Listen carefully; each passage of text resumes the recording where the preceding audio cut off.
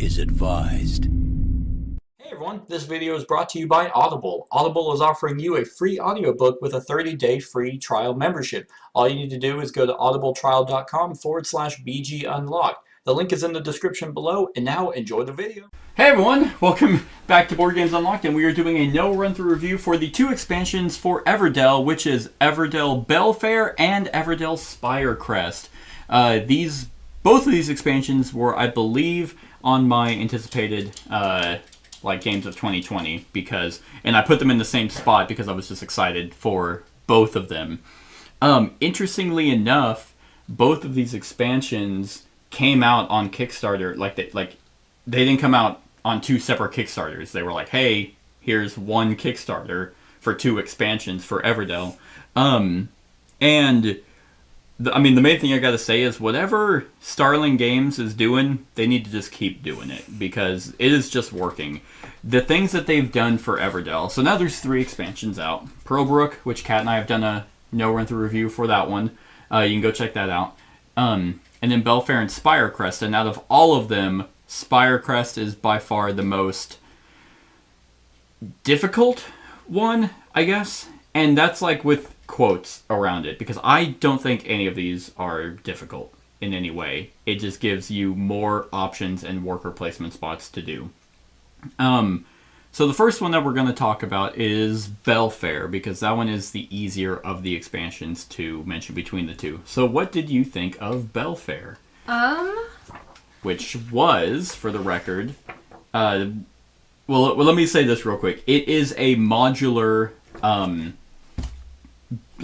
it's a modular expansion, which typically I love, no matter what. I feel like if you're going to do an expansion, a modular expansion is one of the best ways to go, because it allows the players to dictate what they want in their game by giving it, hey, a little bit more theme, a little bit more mechanics, or a little bit of both. And so what we did the individual player powers, depending on, it actually made your meeples have up an ability. We did the market. We did the Flower Festival. The one thing we forgot to score at the end was this community one. So I had how many critters? I had 1, 2, 3, 4, 5. I had more critters. So that's just 6 more points that I had. But yeah, so we had that, the flower, and then the flower event. So what do you think of all that? It didn't add, too much. We didn't really use it a whole lot either, other than to get just the resources. But we didn't really do the whole flower festival part of it because it just wasn't on our minds for other reasons that I'll talk about. But it's nice and light, and it's nice and cute, like it always is with this game. I love that it gives you 100 years of quote history from Everdell. I loved that. I thought it was so funny. Yeah, at the not back. All of it, but it is interesting. No, it is 1 through 100. It's hilarious. Celebrating 100 years, and that's what the Bellfaire is. It's for the last 99 years, the critters of Everdell have been hard at work building cities in their beloved valley. So this is their king and queen being like, hey, 100 years since Everdell, since we founded Everdell. So it goes over what happened every year. It was. You didn't even read it. No, why would I read this? There's stuff in the back of all these, and I haven't read them. I read that one I didn't read all of them, but I skimmed through them. But it basically is a bullet point of a major event for every single year. Mm-hmm. 1 year is the king and queen, they get married. Another year is a plague hits. The next couple years, the king dies from complications of the plague. And then a couple years later, the queen dies, and they don't leave behind an heir, so they elect someone. The next year, 1 year, I think it's year 84 or whatever, the postal pigeons go on strike. It's, some of it's kind of lighthearted, some of it's actual history, okay, this is why they're in a democratic community, whatever. But would you say it was funny? The postal pigeons was funny. Oh yeah, the king and queen die and leave no heir. That's hilarious. That's why I said, not all of it. Oh, here it is. Yeah. That was year 84. The postal pigeons go on strike. Yeah. And then there's something about a tornado hitting. Hilarious. That is pretty funny. Yeah, 88 tornado sweeps through Everdell. But yeah, Corin Evertell founds Everdell. And then, year 100, King North hosts the Belfaire to celebrate 100 years since the founding of Everdell. Yep. So, yeah, it's more for thematic purposes. I thought Bellfaire was okay, which is interesting. Like I just said, I love modular expansions. But this one, the theming around it made it seem like it was going to be this whole, like, new thing. Like, a new board or something. And technically, it kind of is, like, this. So, what they did, actually, funny enough, a lot of people hate that tree. They think that it's just cumbersome and in the way. And for the most part, it kind of is. I really like it. I love having that 3D element. But they did listen to people, so the Belfaire does come with this new flat board that does have the market and the Flower Festival events already on it. Oh, okay. And then your people just go up here, and then you just place, like, the deck there. And it's not necessary. Like, just put the tree out of the way to where it's not in the way. Like, honestly, like, this board is not needed. And what sucks about it is because there's nowhere on here to put your resources. So on the main board, you have the spots for your berry, stone, resin, and twigs. There's nothing here. And this doesn't, like, unless this specifically covers like that, but it doesn't, because it's supposed to be, like, your deck goes there, and then there's your thing. Unless this is really meant to go under it. I'm pretty sure it's... But what? I'm pretty sure it's meant to just go up. Yeah. Wow, you're right. It is. Like a puzzle. Ah. So it's meant to literally replace the tree. Gotcha. Well, that makes more sense, so that's why Kat's here, because I'm an idiot. Okay. I like puzzles. Well, so, I mean, but that does bring up another point. This game already kind of takes up a lot of table presence. Like, that's what that being up there... Yeah. You would have to have a big table, which is not something that because not only you have your own town. So we have Yeah. here's your section, and if you're playing a 4-player game, like this is it. Luckily, I do have a big enough table, but most people don't. Yeah. So we have just enough space, and it's just like, okay, well now I have to reach all the way up there Yeah. just to grab some people. So which we were already pretty much really reaching just with that, but I mean, not. But I will say, go ahead. Some people might not play with all of these all at once, so like Spirecrest might. Well, yeah, and we'll get to that in a minute. Actually, whenever we do mention Spirecrest, but I will say though that going up there it looks nicer because the market tile and the Flower Festival are together, and it does tie into the art does connect through the rest of the board, which I like. If you're not using that, then you have just this side piece that's like just okay, it's just off to the side. Like it does have that.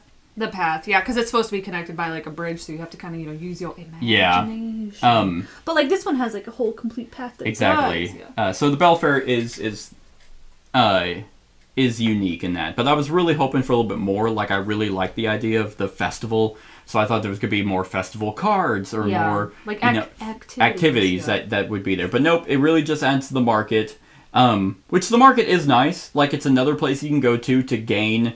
It has like a gain trade thing, so you can go and gain more resources and more cards. Yeah. And then if you do that, then it comes down to trade, and then you spend those back. So like this one, for example, is you gain 2 berries and 2 cards. Then it comes down here, then later on you can come back and give 2 berries and 2 cards to gain 3 coins and 2 resources of your choice.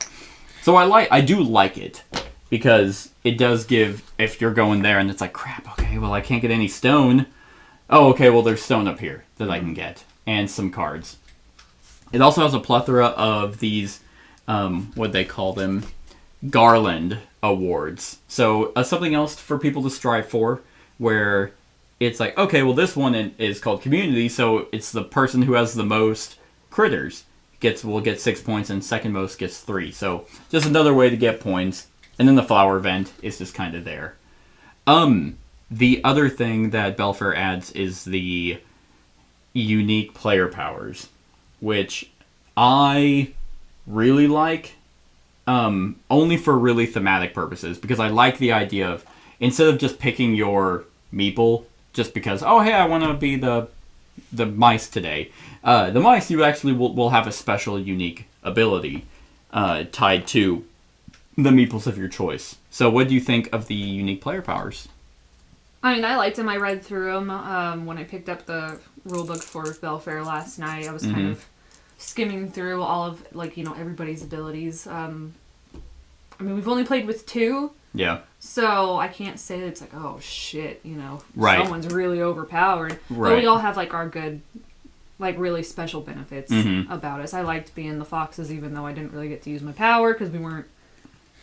Right. It's like the foxes are all about, okay, well, they go to a forest location, they don't have to use the ability, they can use an ability that someone else is already at. Yeah. Which is really cool. The hedgehogs are, okay, well, they're able to get berries a little bit more. So if they go to a forest location or a basic location that doesn't give them a berry, they get one anyway. And they can use 2 berries as a replacement for anything else when they're building construction. So I think that that's really cool. Yeah. Unique player powers are always something that I absolutely love in board games because it gives that person something special and also helps kind of give them something to strive for. Like, whenever I had them, I'm like, okay, I'm going to be gaining a lot of berries, so I'm going to try and get a lot of people, a lot of critters in my village.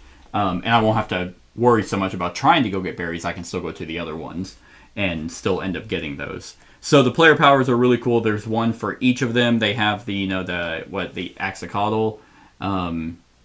Yeah, however you say them. Yeah. They have a lot. Yeah. I know. I mean, it's literally in that book. Yeah, I mean, Bellfaire, I mean, I think it even came, it came with toads and cardinals. So yeah, I remember those. So those are already 2 more that it comes with. Yeah. And something else that we did, and it's not any type of gameplay purpose at all, but it comes with these player boards, which are actually double-sided, and I did not know that. And these do really absolutely nothing, except they're kind of more of a storage situation where you can put your resources and your workers. And what I kind of did was I kind of put it in an area where I could hone in my village. So, yeah, we both kind of did that differently because we organized differently. But yeah, that's kind of where what's where my first card went was inside that lake. Right, the little area, and it just helps to keep it all organized. Yeah. It's completely unnecessary, but it's there. Yeah. So the Belfaire expansion is something if you want just a little bit more to the core game of Everdell. It doesn't affect anything else, doesn't affect Pearlbrook or Spirecrest. It's just like if you want a little bit more to the base game and you hate the tree, then get Bellfaire. I mean, I'm glad I have it. It's nice, but it's not like game breaking. Right. I wouldn't say Bellfaire is like you need to run out and grab that expansion. It's game changing. It opened my eyes. Yeah. So I'm pretty sure that was pretty much it. There wasn't a whole lot.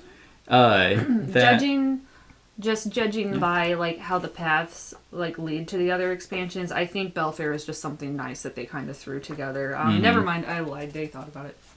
They did. Yeah. They did. I mean, in my mind, I thought because they have Pearlbrook, then they have Spirecrest down here. In my mind, they were gonna think of something for each expansion. It was gonna make it like a whole circle thing. So as far as I know, they might do one more expansion to do this right side. Maybe a forest thing. I don't. Yeah, because they have the lake or the sea, then they have this mountain area. Then they could do a forest or something on that side, and then that up there for.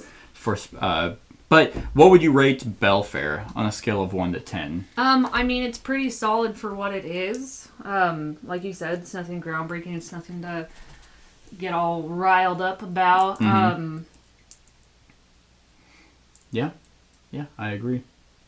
It's like what do you rate it off then? Yeah, I mean, for an expansion and for my personal taste, 7.5. I was gonna say 8, just because 8 was a little high for me because, like I said, it doesn't do much. But what it does do, it's really good. Yeah.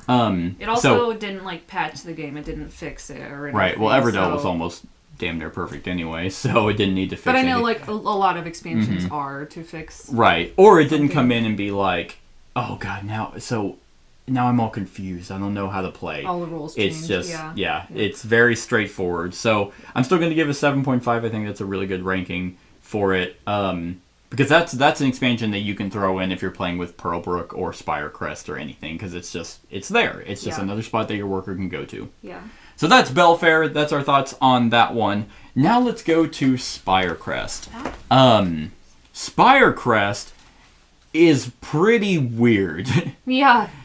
Because, and this might be more my fault, because in my mind, I was thinking both Belfaire and Spirecrest were going to be new worker placement locations that you get to go to. And I'm glad they're not. Because I'm glad all their expansions aren't, because the game is already very tight as it is until you get to autumn, where by that point hopefully you're having a lot of buildings that you can play stuff for free, and then you only need to, because by the time like I'm usually in autumn, I'm like hardly playing workers. I'm like all bouncing off my cards, and then I'm like, okay, I'll place this one which will give me all these resources that'll let me do all these, and it just it opens up from there. So I'm glad it's not more, oh god, that's 10 more locations that I can go to. Because then they would need to give you more workers. Exactly. It's just absolutely... Because that was the first thing, I think, that I actually said about Spirecrest when we were playing. I was like there's only so much I can do, because I have to go get resources. Actually, speaking of the more workers, one thing I don't like about Bellfaire is if you play with the unique player powers, you don't get an extra worker at spring. Oh, yeah. I didn't really care for that. You still get to pop off your production cards in spring, but the game already starts you off where you're not doing a whole bunch at the beginning of the game. That not getting that extra worker by summer does hinder you, and in our limited experience, the abilities weren't good enough to warrant not having an extra worker. I agree. So keep that in mind. I guess you could always just house rule it and do it anyway and see how it goes. But anyway, I did very much want to bring that up about Belfaire. But now down to Spirecrest. So Spirecrest, here's the big thing I wanted to mention about that. And I was really worried, it says, Spirecrest adds substantial complexity to Everdell. When playing Spirecrest, it is recommended that you do not include other expansion material. And I ignored that whenever we did Clank, and it fucked up the game. I would say you can. I would say that, because we did. We played with Belfaire and Pearlbrook and Spirecrest, and I did not feel hindered or screwed over in any way. I mean, Spirecrest screws you over. It definitely could have gone that way for me. Luckily, I had ways around it, because I think it did something with my fox where it took away. Oh, I couldn't use forests, and that's my fox's whole ability. And I already didn't have a worker from spring. And and luckily I got someone to mitigate that. But had I not, that would really... True. But, I mean, the forest locations aren't expansion material. Now, the not getting the worker in spring, that does hurt you. Which we were obviously playing with all of them. Right. So sure. I can definitely see why they suggest not. But it wasn't like with Clank, where we had both those expansions and it said don't do it, and I did it anyway, and it was like... Why not? It just hosed me the entire game. But Spirecrest is really cool and thematic, and opens up a lot more outside of game mechanics. Right. if that makes any sense. And basically where I'm going to come from that is the fact that there are these weather cards. So there's 4 weather cards. The game comes with 12, so 3 of each. So you're going to have a different combination. And each time that you journey, whenever you prepare for a season, your little, rabbit person, your journeyman, moves on into, a new section of the Spirecrest board.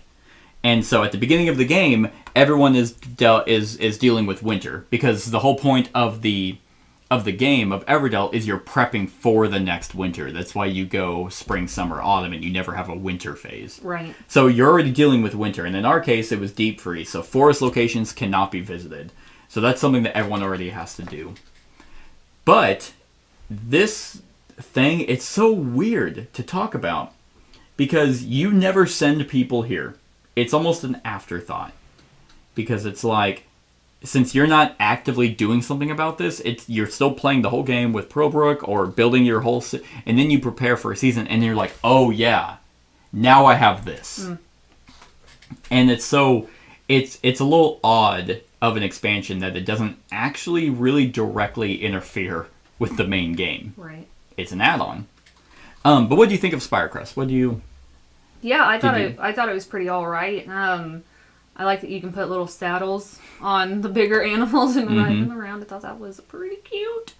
I mean, I like the fact that, like, as you kind of progress down it, like, you get to choose cards based off if you're the first person to progress it or not. Oh, you're talking about the maps? No. Oh, you're talking about these cards? Yes. Okay. I do also like the little maps that you get to build, like, your own little adventure, because it gives you a little something to kind of think about at the end of the game. Mm-hmm. Like, okay, because you need to watch it, like, it kind of gives you more of, like, a challenge. Right. Because you were like, well, let me see your hand. Like, when I was like, no, I don't think I can do anything else. And you were like, well, let me see. I was like, oh, well, let me see if you can. If I can help. And I was like, I need to hold on to 5 cards. That's not the point. Yeah. Yeah. Yeah.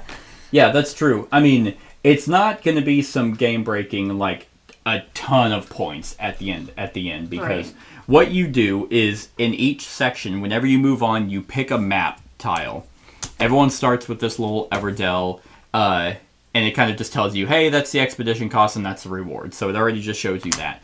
Then, when you move on, you pick a map. So kind of like thematically, it's your character that you send out to go, you know, check out the area and hopefully help us survive winter. Mm-hmm.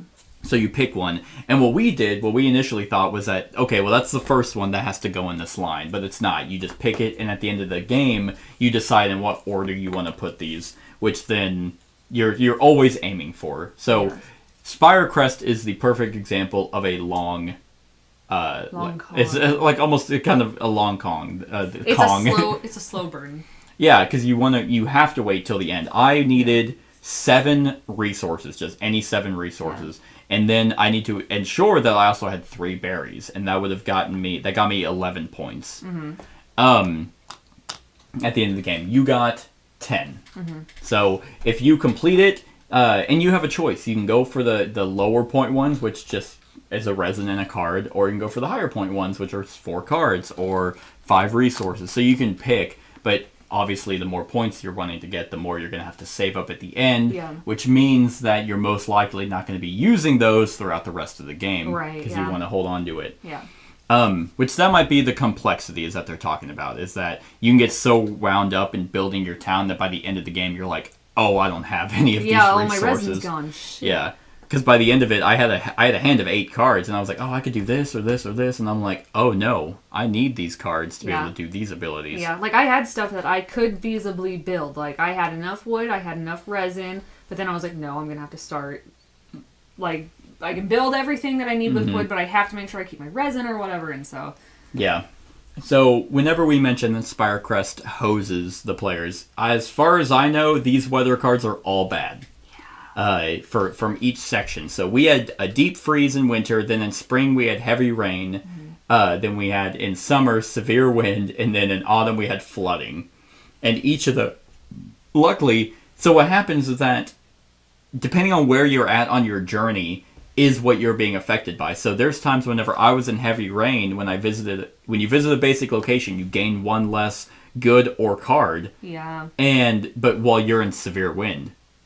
And it's like, none of these are game-breaking. Like, they're not like, well, now I fucking lose. Like, they're just annoying. Yeah. Because, like, out of all of these, probably the severe wind was the most annoying one. Which one? Severe wind was you must discard a card after you play a card if you're able to do so. I could have cared less about that one. That's true. You always had a steady flow of cards to discard. Yeah. But that one was struggling for me. Luckily, I had a historian that let me draw a card, so... It was after you play a card, so I play a card, that pops off, I drew it, I'm like, great, I don't need this one. So it kind of worked out, so you're right. The heavy rain, that one sucked. Basic locations got you 1 less good.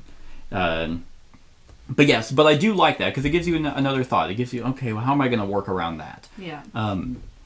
I like the maps.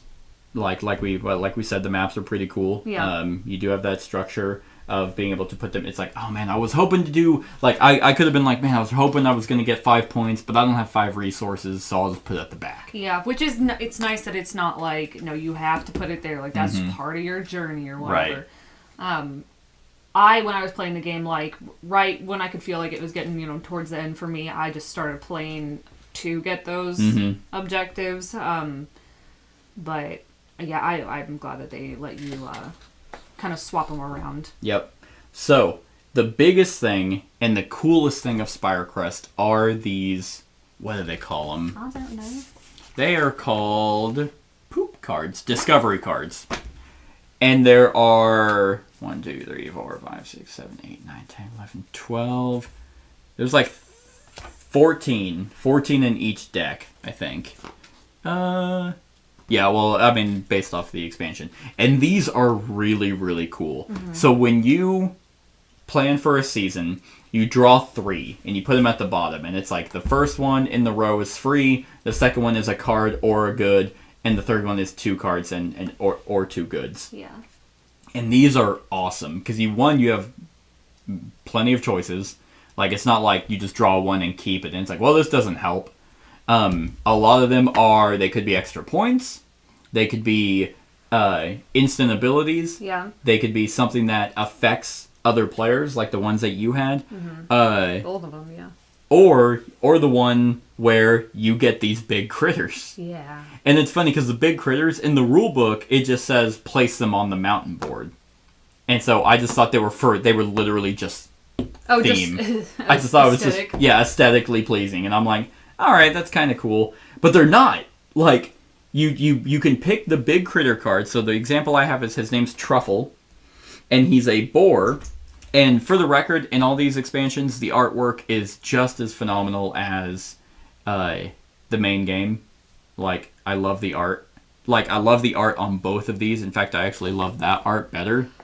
Just because it's more poppy and fanfare. I like Spirecrest better. I think it's cool. It is cool. But it's just bright. Just shut I hate you so much.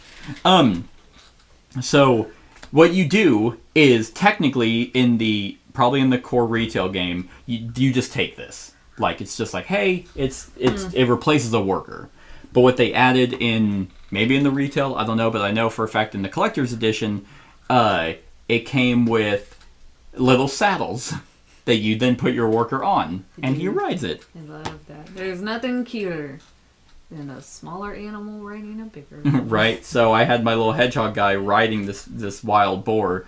And it's mechanically nice, because now you don't have to remember, oh man, is he a worker, and get rid of one. You just have this whole one lump sum thing. Yeah. The other great thing about this is that the big critter can still go to other places. I could have sent him over here. Right. So he doesn't like... Because he's still your worker. Yeah. You're just... But now they have a special ability. And for an example, Truffle, he can be placed on a production card in your city or an opponent's city and activate it. And if he does, then he also gains any good of his choice and a card. So this was perfect for me, because I could have gone, because I always needed berries. So it's like, okay, I'll just go to my own farm, get a berry, then get a good of my choice and a card. Yours was stupid. I love him. What's his name? Windlore? I think so. Yeah, so Windlore, you could place him onto the draw deck. And then whenever you do, if any opponent draws a card, then you draw 2 cards. And then you could just keep them. Mm-hmm. Like, it just caused you to have more cards. And there's a bunch of these as examples. The game comes with 1, 2, 3, 4, 5, 6, 7, 8. 8 big critters. And it seems like they got progressively better as your journey went on. Mm-hmm. What are you smiling about? Serious playing with my fate. I was like, what? I'm like, I know it's cute, but... Yeah, and I'm allowed to smile. No, you're not. This game sucks. It is cute, and I was a little fox riding a giant eagle. You were a little fox riding a giant... What's not to smile about? So just, more examples was the Mountaineer. You got to ignore the weather effects for spring, and then your next 2 cards, you could have bought 2 more cards from that. It's a really good expansion. Now, is it complex? I don't think so. I really thought that this was the least complex of an expansion, because it's like it just adds an extra step in the prepare for seasons. Which, it really just depends. The verbiage just depends on how comfortable you are with games. Like, to us, obviously, like that's anything though. Like, maybe this is just more complex to somebody else. Like, and to you, you're just a little different, bud. I'm just really glad that an expansion comes in and doesn't throw a wrench in the base game. Yeah. Where it's like, God, now I have to relearn the whole thing. It's like, boom, okay, like, that's just there now. And we're affected by this one event. It doesn't steamroll you with all the events. Yeah. To where you're dicked on the entire game. I thought they were, like, ongoing. Like, oh, God. I didn't realize that they were per season. I just thought it was just something ongoing. I was like, God damn it. It just depends on where your guy is at. But it makes sense because you obviously wouldn't have... Right. I mean... Each card does have its own, like, special ability, but, like, some of them are, like, really freaking good. I have the Ruins of the Spire, which I can send a person there and gain 3 resources comprised of wood, resin, or stone. And it's like, well, that's amazing. That's perfect for me. And you just have that pick. It just allows you to build a little bit more, refine kind of what you want your theme of your village to be, and just be awesome. Like, it's a really good expansion. And I would say that if you want to, you could play with all of them, like Pearlbrook, Bellfaire, and Spirecrest, and you would be fine. It would not hurt you in any way.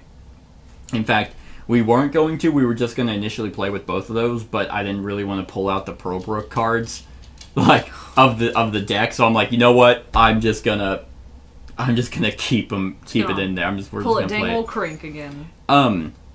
What do you say, crank? Oh, is it not? It's clank. Gonna go crank it.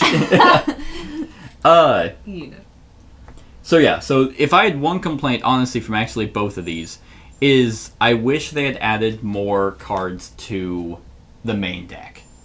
That was something that did, but more thematic cards that tie into these, because Pearlbrook did. Like, there's specific cards, not a whole lot, but they're there to, like, that actually relate to that.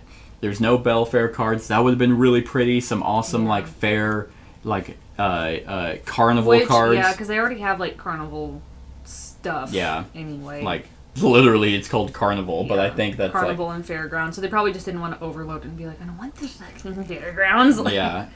And I guess, but it's like, I just would have liked to see a little bit more variety because you do start to see repeat cards in Everdell, and they do that on purpose, so it's not like, oh, lucky me, I got the husband and wife, and no one else will get that. Yeah, it's so people can do that, and they probably did think of that, and we're like, well, we don't want to bog down the deck even more. Yeah, which is what Clanked was. It was just so jam-packed that it watered the deck down. Yeah. But you could have easily been like, hey, if you're playing with Spirecrest, take these cards out.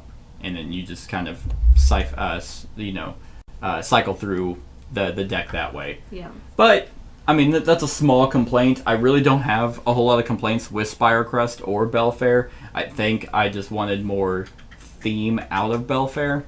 But Spirecrest does have it. Yeah. Like, it's really cool, and it's just another location that you don't even do anything with this guy. He's literally a marker, right, for you just to keep track of where you're at and what's affecting you. He's your adventurer.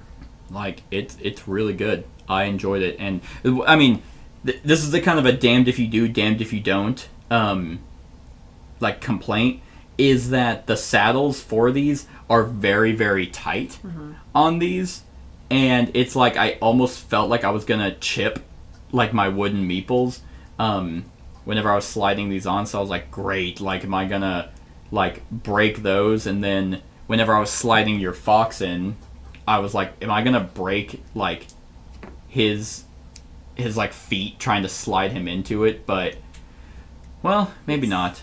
Maybe. Snug. But then, it is snug. If you make it too loose, then it's just annoying, and you're like, okay, it doesn't even fucking stay on. Yeah. So, I would rather have it too tight, and maybe that's just because it's brand new, and, like, over time they might loosen up to where it's not gonna, because I can't even really get this on because I'm so worried I'm gonna chip. There we go. But yeah, these are really aesthetically pleasing, and I love it. I'm very, very happy with these expansions. What would you rate Spirecrest? I would probably rate Spirecrest a 9. Wow. I really like Spirecrest for a couple reasons. One, it's just there. It's a little something you have to keep in the back of your mind when you have your little maps. Like, but it's nothing where you have to now, like, hard left your fucking strategy and be like, okay, this is what I was trying to go for, but now I have to do this whole other thing because of this expansion. It has none of that. The fact that you get options. Yeah, I actually like the negative effects, because then it's like, oh man, okay, so I can't do forest locations. Okay, what'll I do around that? Because it's already there. Yeah. You see the event at the beginning of the season, so you get to then be like, plan around it instead of being halfway through a season and it's just like, oh, what's this event do? Oh, great, lose a worker or something shitty like that in the middle of your turn, but you get to see and be like, okay, so now what can I do around that? So I actually don't mind the negative weather cards.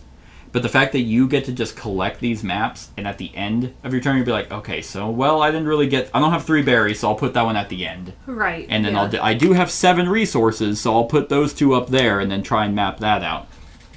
And then just the variety of different cards that you're going to get, the choices you get to make of 1, 2, or 3. Yeah. And be like, okay, well, this one's free, this one is 1 thing, and this is 2 things. And they're really good. Like, they're all good. And there were multiple times where I was like, man, this would be really good for you, but not for me at this current moment. But luckily, it was like, I wasn't like, it didn't feel random, because the 2 choices that were really good for you, the other one was the distant shore, discard 6 cards for 7 points. So that's like, okay, well, so I went through Mirror Lake, Lily Ponds, Newberry Fields, and then I got to the distant shore, and it's like, okay, awesome. So that's another, I got 18 points off of my thing because of that card. Yeah. I really don't have any complaints, except for the very minor one of just I wish more cards were added to this to kind of just spice it up a little bit. What would you give it? I'll give it an 8. An 8? That's amazing. And I'll put Bellfaire back down. I'll put it down to a 7.5 because I forgot about the spring thing. The spring thing? The losing a... Oh, yeah. Yeah. So I'll give that a 7.5, and I'll give Spirecrest an 8. An 8? Yeah. Awesome. So if you had to rank... So Spirecrest, I would say go out and get. Like, Spirecrest is all... It's not... None of these expansions, not even Pearlbrook, is a must. Right. But Spirecrest out of all 3 of them is my favorite. Then I would actually probably say Bellfaire, and then Pearlbrook. Gotcha. Because Pearlbrook just kind of muddles things up a little bit, because you have... at least whenever you get these big critters... They can still go places. Your Frog Ambassador can only go there, or only go to specific cards. Yeah. Now, at least it adds cards into the deck that make it a little bit more useful. But half the time, like, you're going to these locations with Pearlbrook and being like, okay, well, I can't even do that. Now, granted, you can, and you get a lot of points and pearls that way, and pearls you need to build the monuments, or whatever they're called, the wonders, and that's a shit ton of points. But this is almost... This is what you're doing. Yeah. You're trying to gain pearls, because they take a lot of resources and cards to be able to build those. Yeah. So, if I were to say anything, it's you can play these together. Yeah. Pearlbrook, you can probably take it out, because you're not going to be able to do both. You're not going to be able to do all this and then also try and build the wonder. Right. So, like, you'll be able to do Pearlbrook, but it's just going to be, like, its most basic. Like, I did it. I got my pearl. Yeah. Yeah, that was it. I mean, the adornments that come with it, it's just like, that's great. The pearls are helpful. But I think I ended up using that, like, twice. Right. And at the end of the game, I could have actually built a wonder, and it still kind of would have worked out. But I was like, Like, I don't really want to. Like, it actually it would have been more points, but then I wouldn't have been able to fulfill my maps. Right. Because I would have had to spend a lot for those. So that is the confliction with Spirecrest and Pearlbrook. So, not saying Pearlbrook's bad. I don't remember what I originally gave it, but it'd probably go 9, 7.5 at Belfaire, and probably Pearlbrook 7. Yeah. I do not remember what I gave Pearlbrook, but I can tell you that, like how I would rate them is I would put Spirecrest at the top, Belfaire, then Pearlbrook. So same, yeah. Yeah. So yeah, that's our thoughts on the 2 new expansions to Everdell, Belfaire and Spirecrest. Let us know what you think of them in the comments below. Other than that, like, comment, share, and subscribe, and have a wonderful whatever time of day it is for you. Hey everyone, thank you for watching, and I really hope that you enjoyed the video. If you would like to see more of my content, go ahead and click that subscribe button and the bell to be notified whenever I upload any new content. If you feel like supporting the channel, you can go ahead and click that Patreon link to be taken to my Patreon, and any help is truly appreciated. Other than that, stick around for any other run-throughs or reviews or cool top 10s or whatever I feel like putting on. Other than that, like, comment, share, and subscribe, and have a wonderful whatever time of day it is for you.